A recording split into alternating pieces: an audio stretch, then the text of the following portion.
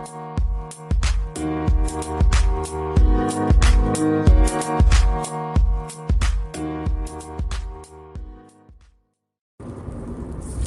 everybody, happy Wednesday. Welcome to the C-Note Audio Extravaganza. That is the official title of this podcast. And you can find it that way on Anchor and all of your podcast things. This is your host, C-Note / Mr. Christian Rivera.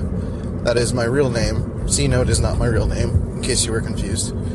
I wanted to talk a little bit today about gratitude because I was actually talking to my niece about this last night, and it's been really nice. Her and I, she's 16, kind of figuring out her way through life, and we just kind of sit and have these talks every once in a while. She kind of gives me an idea of like what's going on in her head, and I give her as much advice as I can from someone who's like screwed up a lot in their life and has dealt with depression and different issues, and had to have been forced to deal with harsh realities pretty young in life.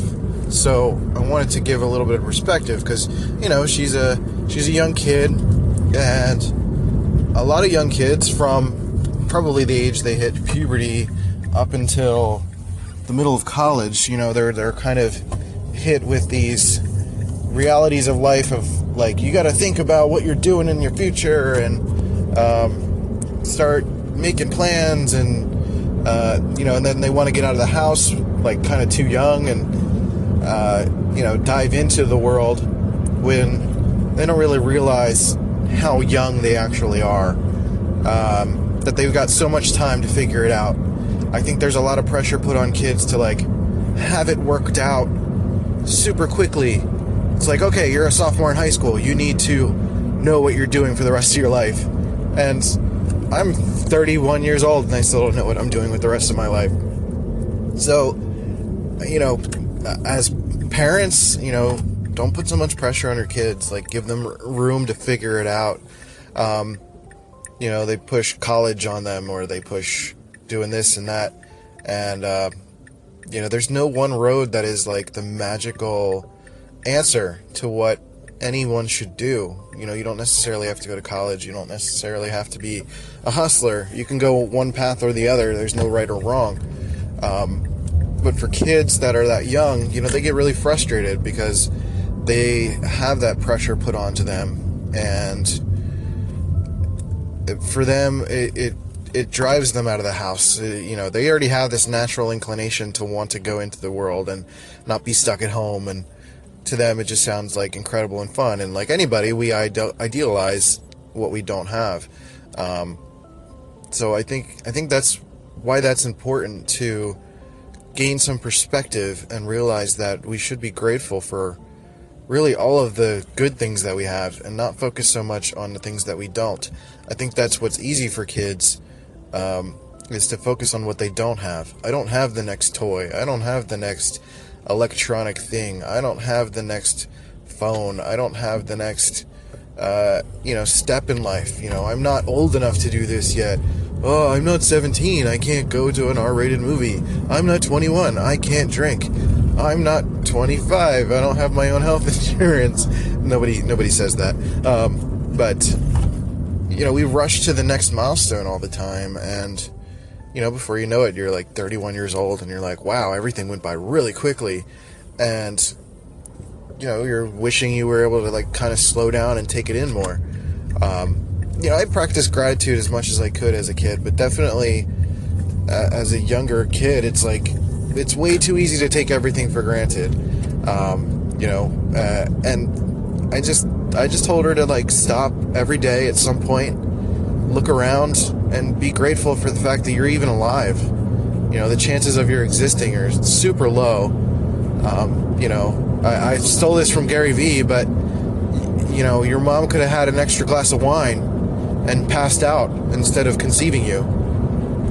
Like, that's all it takes to have been a completely different person, or rather to have not existed at all, and some other piece of sperm gets to exist. It's real crazy to think about, but it's true. Even just that little bit we have to be grateful for, and be grateful for the fact that we have opportunities, that we live in certain areas that allow us to do certain things, or whatever. So just take a moment and be grateful for who you are and what you get to do.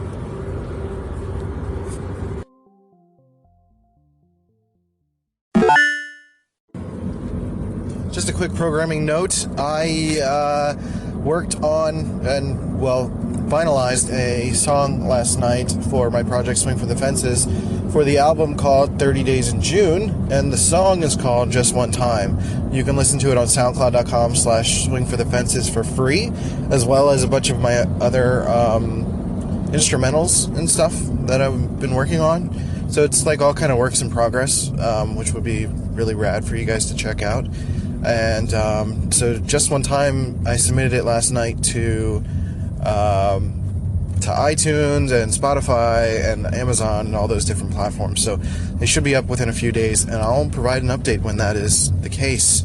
I used DistroKid, so if you're trying to distribute music, DistroKid is fantastic. It's like $20 a year. There are different like add-ons you pay for when you submit a song or an album, which is fine. I think like the barrier to entry being so cheap is the good way to go. And then you can pay extra for like YouTube licensing fees and stuff like that, which I'm totally fine with. It's super easy. This is not sponsored or anything like that. It's super easy if you're trying to submit music. Just put it on there, and really it speaks to the notion of like, if you're working on something, just throw it out there. Just do what you can to get it out there. Make as much of it as possible. See if people like it, and if they don't, make another one and just try to make it better. That's really all I'm trying to do with this. So I've been making this album for the past year. I'm real excited about it. Just One Time is the name of the song, on soundcloud.com/swingforthefences, and I'll update you when it is on other platforms.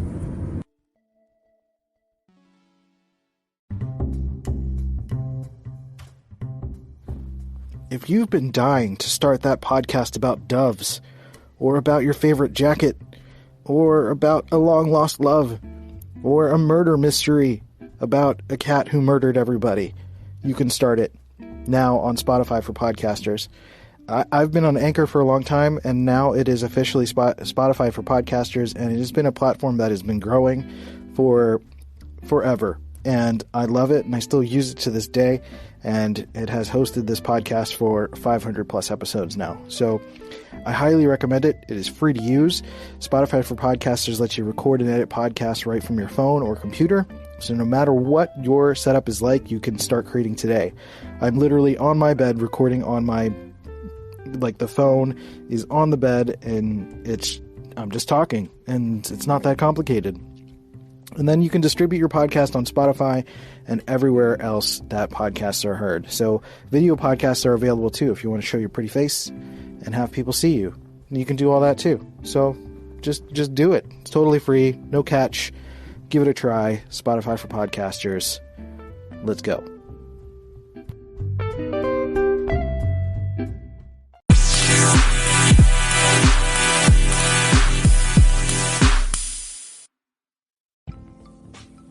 There's something about being a creative person, someone who's trying to sell something, a service, a product, or at least just like share with the world what you're doing.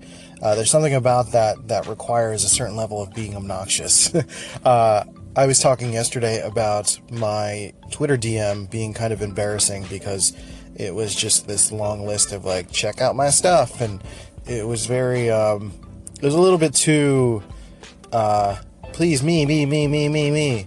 And while, it's hard to combat that because we're all out there like saying, click my link, check out my thing, listen to my music, look at my project, look at my graphic design. Like we can't avoid that need to do that. I mean, ultimately that's still the goal. It's just a matter of like shaping the tactics to do that.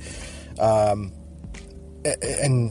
in order to get it out there, you kind of have to be obnoxious about it. You have to post links on Facebook and Twitter and talk to people and really just constantly sell it. What I noticed once was I used to play poker with Howard Lederer and Annie Duke's dad down here in San Diego. Richard Lederer, he's an author, and every time I go to his house, he would have books laid out and say, welcome to the game. I hope everyone has a good time. If you're bored and you get knocked out early, take a look at some of my books. They're $5 each. And he would just lay them out on the table, and he just no shame about it. And that's kind of the level of obnoxious you need to be. One where it's like not in someone's face and saying, here, read this before you can play the poker game. It's like, all right, if you've got time, it's there. Just make it visible. Make people aware of it. And, don't be afraid to continue to post things on Facebook all the time. Like, I just made an update to my project, and try to share it with your friends and family. It's some people might express that they're annoyed by that it's like, you're always sharing your stuff. It's like, well, you're always sharing what kind of potato you are because you've taken one of those weird tests or whatever. Like, don't worry about what they say. Most people are sharing really stupid stuff on Facebook. The least that you could do is share something meaningful that you're working on, that you are proud of, that you enjoy. And, don't let anyone, try to talk you down by how annoyed they are. If they want, I wouldn't suggest to them to hide it, but if they want to hide it, they can. So that's on them. They don't have to follow you. They don't have to do that stuff. So when it comes to like sharing stuff with family, I would say be more obnoxious about it. But, that's what DJ Khaled did. He was just he's just all over the place. He's just making himself known constantly. And if you're the type of person that wants to be known as a person, and if you're trying to share your product, you gotta be talking about it all the time in a relevant context. Don't try to force it when it doesn't work. But if there's the opportunity to make it work, you should always be at the ready. You never know when you're in the line at the grocery store and somebody's talking about like their business and you're just having casual conversation and they say, yeah, I own a photography business, but I haven't been able to put a logo together. You say, hey, guess what? I could probably help you out with that. Or not probably. I said, I can help you out with that. Let's grab some coffee tomorrow. And you set that up. You got to kind of always be ready. You have to always be on. If you're someone that is has a brand, an entrepreneur in training, like I am, you always got to be ready for those opportunities and ready to pounce. Be obnoxious. That's just all you got to do.